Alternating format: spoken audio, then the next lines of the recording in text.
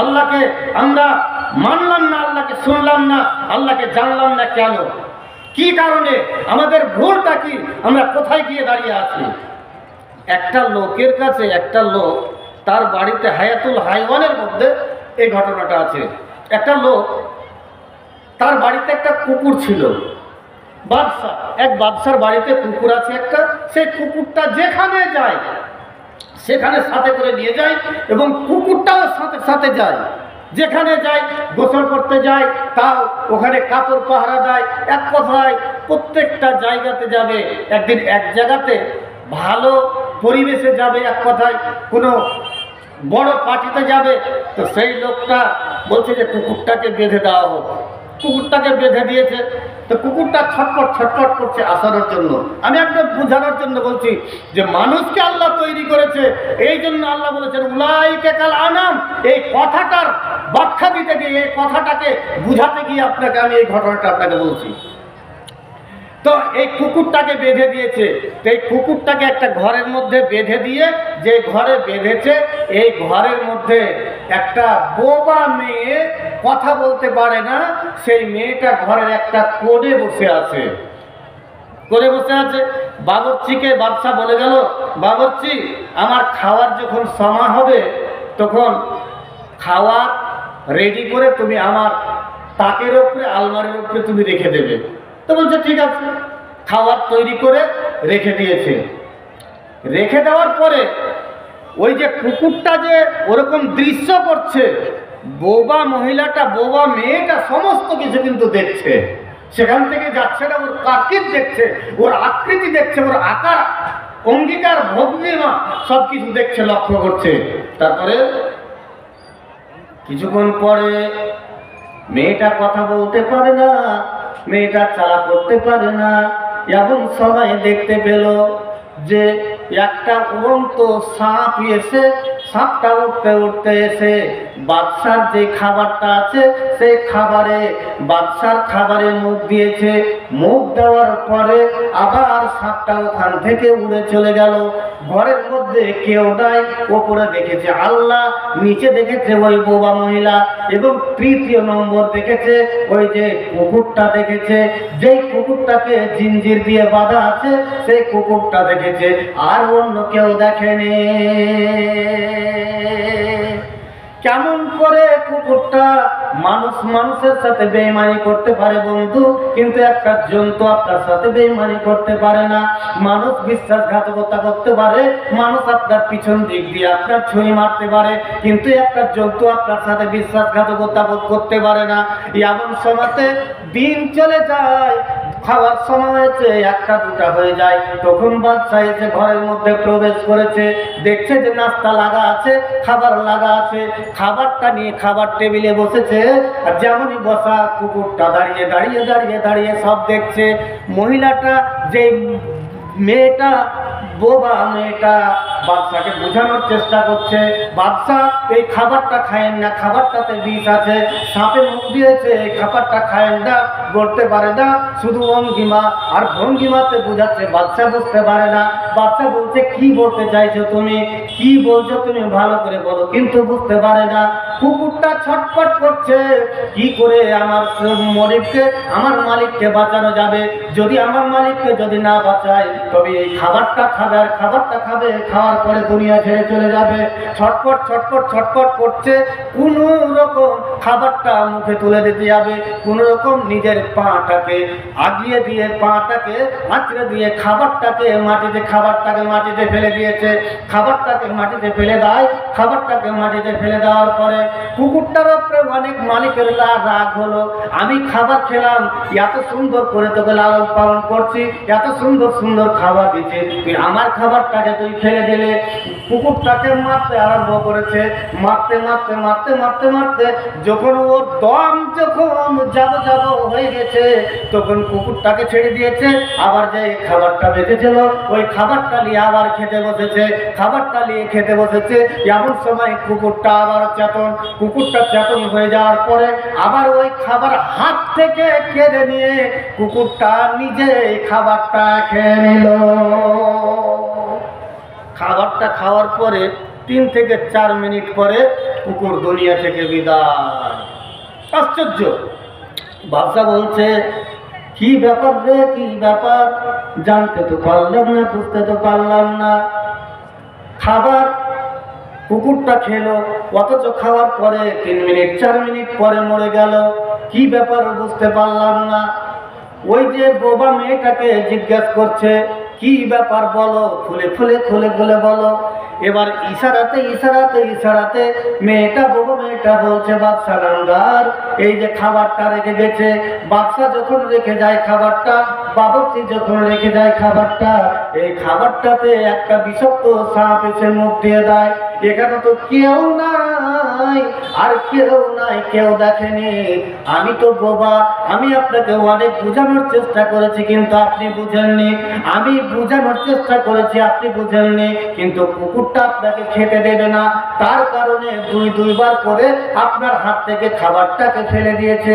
তৃতীয়বার যখন খাবারটা আপনি নিয়েছেন, তখন খাবারটা মুখ থেকে নিয়ে সহ্য করতে না পারে যে খাবারটা যদি আমি রেখে দিই, আবার যদি আমার মালিক যদি খাবারটাকে খেয়ে নেয়, তবে আমার মালিক দুনিয়া থেকে বিদায় হয়ে চলে যাবে। সুতরাং কুকুরটা আপনাকে বাঁচানোর জন্য নিজেই খাবারটাকে দুনিয়া ছেড়ে বিদায় হয়ে চলে গেছে। দুনিয়া ছেড়ে বিদায় হয়ে চলে গেছে। মালিক বলছে, বাদশা বলছে, হাই হাই হাই, কি করেছি রে, কি করেছি আমি, কি করেছি?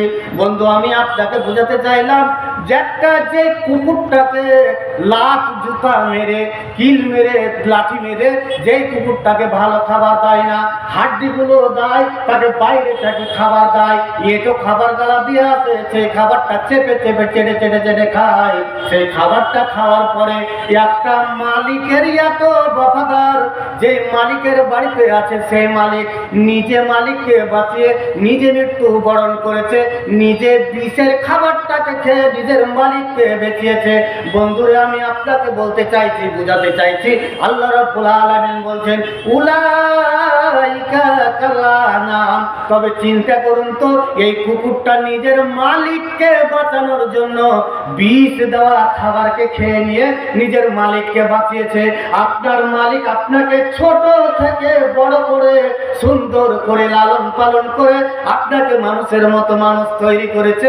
আপনাকে চোখ দিয়েছে, নাক দিয়েছে, কান দিয়েছে, হাত দিয়েছে, পা দিয়েছে, এত সুন্দর করে আপনাকে তৈরি করেছে। অথচ যে কুকুরটা নিজের মালিককে বাঁচানোর জন্য নিজের জীবনটা বৃথা করে দিয়েছে, নিজের জীবনটা শেষ করে দিয়েছে। তবে আপনার মালিক আপনাকে এত সুন্দর করে তৈরি করেছে, আপনার মালিকের জন্য আপনি কি করেছেন? একবার নিজে নিজে মনে হাত দিয়ে, বুকে হাত দিয়ে বলুন তো, কি করেছে? কি করেছে? নিজের মালিককে বাঁচানোর জন্য কুকুর বিষযুক্ত খাবারকে খেয়ে নিয়েছে। আপনি কি করেছেন আপনার মালিকের জন্য? যে মালিক আপনাকে সুন্দর সুন্দর খাবার দিচ্ছে, সুন্দর সুন্দর খাবার দিচ্ছে, সেই মালিকের আপনি কি করেছেন? 2 রাকাত নামাজ পড়েছেন যে আল্লাহ আমাকে মালিক এত সুন্দর করে তৈরি করেছে। আল্লাহ বলছে, এই সমস্ত এই জন্য আল্লাহ বলছেন, উলাইকা কালানাম বাল হুম আজাল। আল্লাহ বলছেন, এরাই হচ্ছে চতুষ্পদ জানোয়ারের মতো, এবং এর চাইতে নিকৃষ্ট, এর চাইতে খারাপ। তবে চিন্তা করুন তো বন্ধু আমার, এই কুকুরটা কত ভালো, কত আল্লাহ ভক্ত, কত প্রভু ভক্ত, কত মালিক ভক্ত। কুকুরটা নিজের মালিককে বাঁচানোর জন্য নিজের জীবনটাকে দিয়েছে। আপনি আপনার মালিককে বাঁচানোর জন্য, আপনি আপনার মালিকের জন্য কবর মসজিদে গিয়ে আপনি সিজদা দিয়েছেন। একবার মুখে হাত দিয়ে আপনি বলো, কবর দিয়েছি? দেয়নি।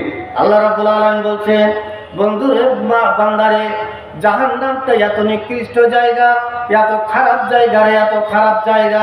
বিইসাল মাসির, এত নিকৃষ্ট জায়গা, এর চাইতে খারাপ জায়গা আর নাই। বন্ধুরে, তুমি নামাজ পড়নি, রোজা করনি, আল্লাহ রাব্বুল আলামিন বলছেন, ফি জান্নাতিন ইয়াতাসাবুনা আনিল মুজরিমিন। আর জান্নাতীরা একে অপরকে জিজ্ঞাসা করবে, জাহান্নামীরাকে জিজ্ঞাসা করবে, তোমরা কেন জাহান্নামে এসেছো, কেন জাহান্নামে এসেছো? তারা বলবে, লাম নাকু মিনাল মুসাল্লিন, আমরা কি ছিলাম? দুনিয়াতে আমরা নামাজ পড়িনি, নামাজের অন্তর্ভুক্ত ছিলাম না। মসজিদে যখন আযান দিত, হাইয়া আলাস সালাহ, যখন মসজিদে যখন আজান দিয়েছে, কেরাম দিয়ে বসেছিলাম, কেরাম বোর্ড খেয়েছিলাম, মোড়ে আড্ডা মারছিলাম, চায়ের দোকানে বসেছিলাম, সুতরাং আজান শুনেছিলাম, কিন্তু মুখে হাত দিয়ে কানে হাত দিয়েছিলাম, আজানটা কানের ভিতরে প্রবেশ করতে দিনি, নামাজ পড়তে যাইনি আর নামাজ পড়িনি। তার কারণে আল্লাহ রাব্বুল আলামিন বলছে, তার কারণে একে জাহান্নামে দেওয়া হবে। যেমন অপরাধী করতে গেলে দুনিয়াতে যেমন বিচার করতে গেলে শাস্তি দাও, আল্লাহ রাব্বুল আলামিন বলছেন আমি এই নাদার রাখে, এই হারাম করে রাখে, আমি সেই জাহান্নামের মধ্যে তাদেরকে আমি জাহান্নামে দেব, যে জাহান্নামটাকে বলা হয়েছে ওয়াবিসাল মাসির, এর চাইতে নিকৃষ্ট জায়গা আর কোনো জায়গাতে নাই। এত নিকৃষ্ট জায়গা সেই জাহান্নামের মধ্যে আমি তাদেরকে দেব, তাদেরকে সেই জাহান্নামের মধ্যে আমি দেব। তবে কারা এবার যাবে জাহান্নামে? কি দেবে? দুনিয়াতে অনেক ভালো ভালো খাবার খেয়েছি বন্ধু, নামাজ পড়িনি, দুনিয়াতে রোজা করিনি,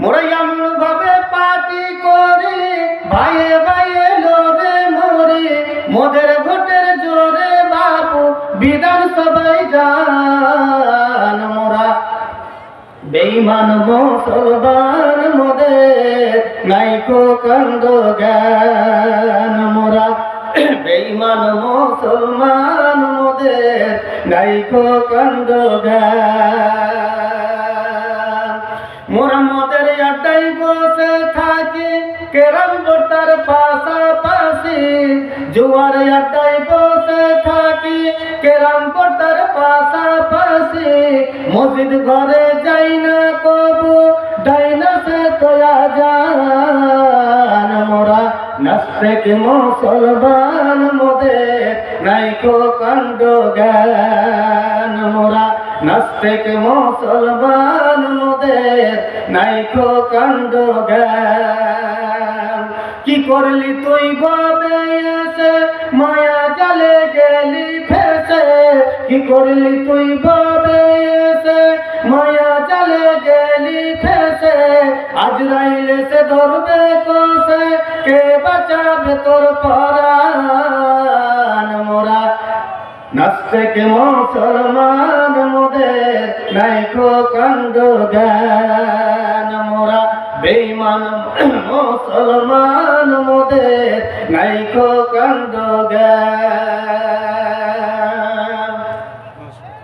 আল্লাহ রাব্বুল আলামিন মানুষকে এত সুন্দর করে তৈরি করে আবার সতর্ক করে দিচ্ছেন। আপনারা জানেন জালসা হচ্ছে মসজিদের জালসা, মসজিদের উন্নত কল্পে জালসা, শুধু ওয়াজ শুনবেই, জালসা শুনবেন, এটা কেমন দেখাচ্ছে? এর মধ্যে ফাঁকে ফাঁকে যদি কোনো ভাই বাবাজি আমার কিছু করে যদি দিতেন তো স্টার্ট করতাম, মানে চালু করতাম, যদি কোনো আল্লাহর বান্দা যদি কিছু করে যদি দিতেন,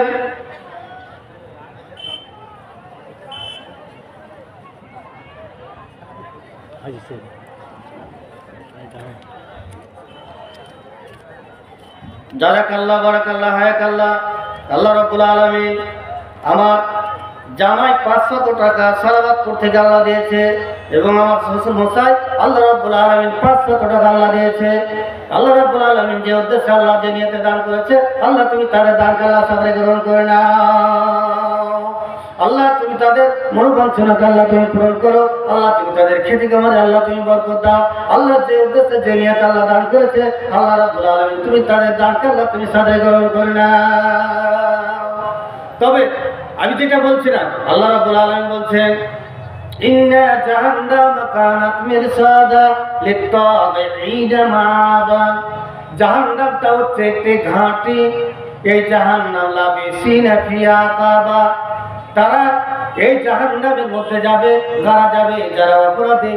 আর একজন দিয়েছে 100 টাকা, আল্লাহ তুমি মিটিয়ে দাও তার গুনাহ খাতা। আল্লাহ যে উদ্দেশ্যে যে নিয়ত আল্লাহ দান করেছে, আল্লাহ তুমি তার দান আল্লাহ সাথে গ্রহণ করে নাও। আল্লাহ তুমি তার মনে আশা আল্লাহ তুমি পূরণ করে নাও। আল্লাহ মনে বাঞ্ছনা আল্লাহ তুমি পূরণ করে দাও। আমিন আমিন আমিন সুম্মা আমিন। কোন দাসেরি মেরে তুমি কেমন তোমার বাপ, ফেসবুকেতে ছবি ছেড়ে কর শোনো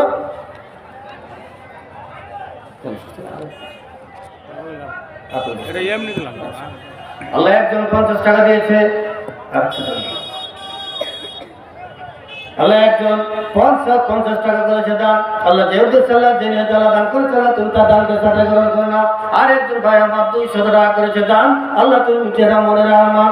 আল্লাহ যে উদ্দেশ্যে আল্লাহ তার দান করেছে, আল্লাহ তুমি তার দানকে আল্লাহ পূরণ করো। আর একজন ভাই আমার 200 টাকা করেছে দান, আল্লাহ তুমি মিটিয়ে দাও, আল্লাহ তুমি মনের আমার। আল্লাহ যে উদ্দেশ্যে জেনে আল্লাহ দান করেছে, আল্লাহ তুমি তার দানকে আল্লাহ তুমি সাথে গ্রহণ করে নাও। কোন দেশেরই মেয়ে তুমি, কেমন তোমার বাপ, ফেসবুকেতে ছবি ছেড়ে করছো কেন পাপ।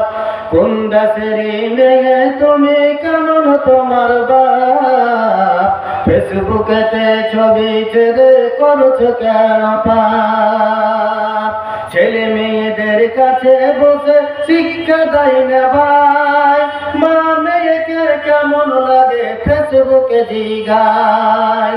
লজ্জা শরম হয় না কেন, লজ্জা শরম হয় না কেন, চাও না কেন বাপ, ফেসবুকেতে ছবি ছেড়ে করছো কেন পাপ, মেয়ে করছো কেন পাপ। আর একজন ভাই আমার এখানেতে আসিয়া 100 টাকা আল্লাহ দিয়ে তোমার লাগিয়া, আল্লাহ যে উদ্দেশ্যে জেনে তারা দান করেছে, আল্লাহ তুমি তার দানকে সহজে করো না। আল্লাহুম্মা বারিক আলাইহি ওয়া সাল্লি আলাইহি বারাকাল্লাহু জাযাকাল্লাহু খায়র ইয়া রাব্বুল আলামিন। যে উদ্দেশ্যে জেনে তারা দান করেছে, আল্লাহ তুমি তার দানকে আল্লাহ তুমি সাথে গ্রহণ করো না। আমার ইসরায়েল দাদা আল্লাহ 200 টাকা আল্লাহ করেছে দান, আল্লাহ যে উদ্দেশ্যে জেনে আল্লাহ দান করেছে, আল্লাহ তুমি তার দানকে সাথে গ্রহণ করো না। আল্লাহ তুমি মনের বাসনাকে আল্লাহ পূরণ করে দাও, আল্লাহ তুমি মনের আশাকে আল্লাহ তুমি পূরণ করে দাও। আমিন আমিন আমিন সুম্মা আমিন। দাদি মায়ের বন্ধু হয়নি আগেকার যুগেতে, এখন তোমার বন্ধু লাগে সারাটি জেলাতে। দাদি মায়ের বন্ধু হয়নি আগেকার যুগেতে, এখন তোমার বন্ধু লাগে সবই প্রতিটা জেলাতে। বুঝে সুঝে ওই আগুনে দিও না গো যা, ফেসবুকেতে ছবি ছেড়ে করছো কেন পাপ, মেয়ে করছো কেন পাপ। ভরসা তুমি করছো এমন, মুখটা রাখছো খোলা, জ্বালানাটা বন্ধ করে দরজাটা খোলা। ভরসা তুমি করছো এমন, মুখটা রাখছো খোলা, জ্বালানাটা বন্ধ করে দরজাটা খোলা। দায়ুস হবে হাদিসে প্রমাণ, দায়ুস হবে হাদিসে প্রমাণ, স্বামী আর বাপ, ফেসবুকেতে ছবি ছেড়ে করছো কেন পাপ, মেয়ে করছো কেন পাপ। ফেসবুকেতে ছেলেদের পোশাক কেন পরো, আলেমদের কথা শুনে ঠিককারি কেন মারো। ফেসবুকেতে ছেলেদের পোশাক কেন পরো, আলেমদের কথা শুনে ঠিককারি কেন মারো। জবাব তোমায় দিতে হবে, কি দিবে জবাব। ফেসবুকেতে ছবি ছেড়ে করছো কেন পাপ, তুমি করছো কেন পাপ।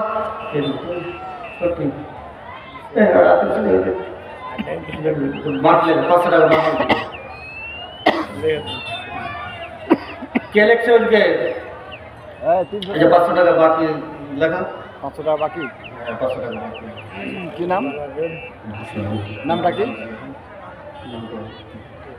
আল্লাহ রাব্বুল আলামিন রাখে দাও। আল্লাহ ভাই আমার, আল্লাহ 700 টাকা আল্লাহ করেছে দান, আল্লাহ যে উদ্দেশ্যে আল্লাহ যে নিয়ে আল্লাহ দান করেছে, আল্লাহ তুমি তার দানকে আল্লাহ সাথে গ্রহণ করে নাও। আল্লাহ তুমি তার মনোবাঞ্ছনা আল্লাহ তুমি পূরণ করে দাও। আল্লাহ বাইরে তারা কাজ করতে যায়, আল্লাহ তুমি তাদের কাজে আল্লাহ উন্নতি করে দিও। আল্লাহ তুমি তাদের শরীর স্বাস্থ্য আল্লাহ তুমি ভালো রাখিও। আমিন আমিন আমিন সুম্মা আমিন।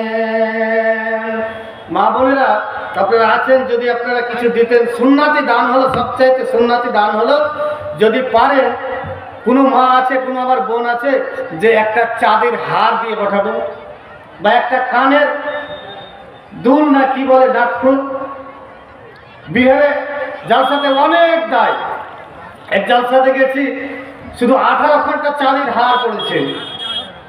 কোনো এক মা আছে, বোন আছে আমার, যে একটা নাকফুল বা একটা আংটি বা একটা হার দেবে কোনো মা এবং কোনো বোন আছে আমার? একটা কেউ আছেন? একটা কোনো মা এবং কোনো বোন আছে আমার?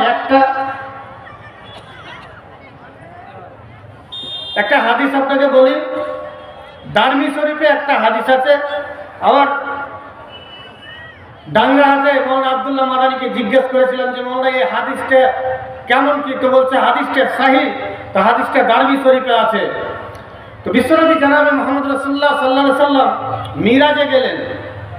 মিরাজে যাওয়ার পরে তো মিরাজে জাহান্নামের দৃশ্য দেখলেন, জাহান্নামের দৃশ্য, জান্নাত দেখলেন, জাহান্নাম দেখলেন। এই করতে করতে করতে করতে জাহান্নামের দৃশ্য শেষ পর্যায়ে গিয়ে দেখছে যে একজন মহিলা জাহান্নামে উল্টা করে টাঙা আছে, উল্টা করে ঝুলছে, আগুন জ্বলছে।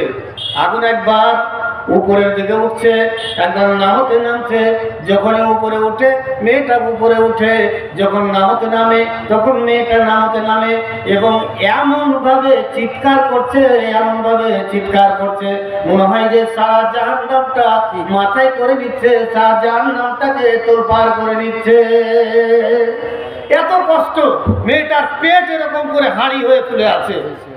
নবী সাল্লাল্লাহু আলাইহি ওয়াসাল্লাম জিজ্ঞাসা করছেন, পরনে কোনো কাপড় নাই, উলঙ্গ অবস্থায়, পরনে কাপড় নাই, উলঙ্গ হয়ে আছে, এবং তার দুটা স্তন আছে। এই দুটা স্তনে দুটা লোহার আঙ্গার দিয়ে, লোহার শিকলি দিয়ে টানা আছে, উপর দিকে ঝুলে আছে। আর বাপরে মারে মারে করে চিল্লাচ্ছে, এবং পেটটা উঁচে আছে। বিশ্বনবী জনাবে মুহাম্মদ রাসূলুল্লাহ সাল্লাল্লাহু আলাইহি সাল্লাম জিজ্ঞাসা করলেন, ও জিবরাইল, এই মহিলাটাকে এরকম শাস্তি হচ্ছে, এরকম আযাব হচ্ছে কেন? এরকম আযাব হচ্ছে কি কারণে এরকম আযাব হচ্ছে?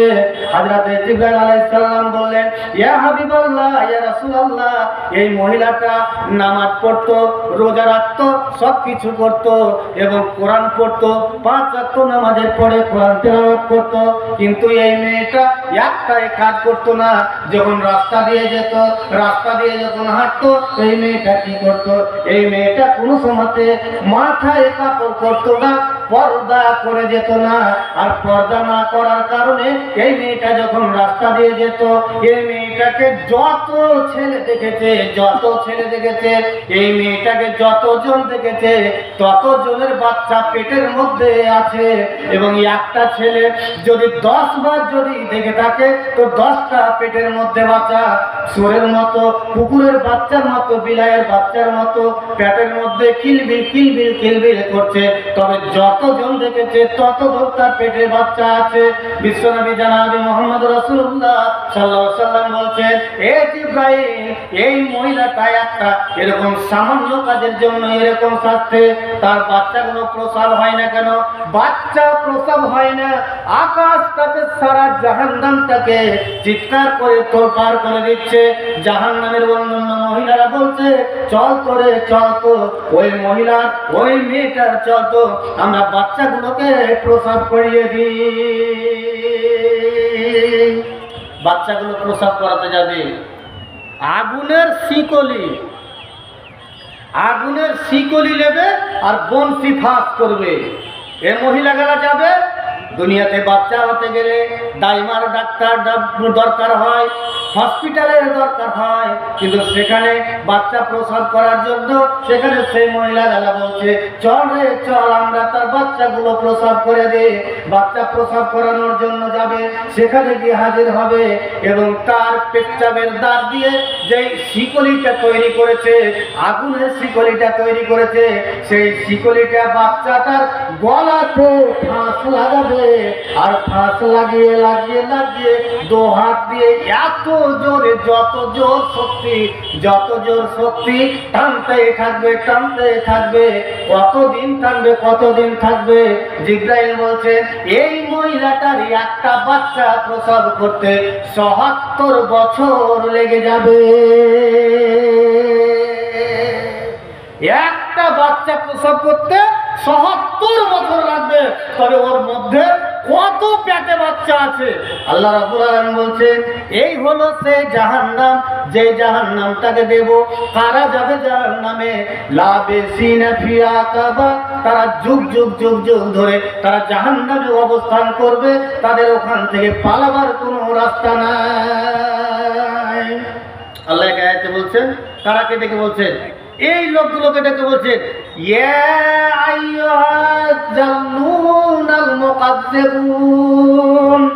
আল্লাহ বলছেন হে গুমরাহীরা, হে পথভ্রষ্টরা, হে বেঈমানেরা, হে মিথ্যাবাদীরা।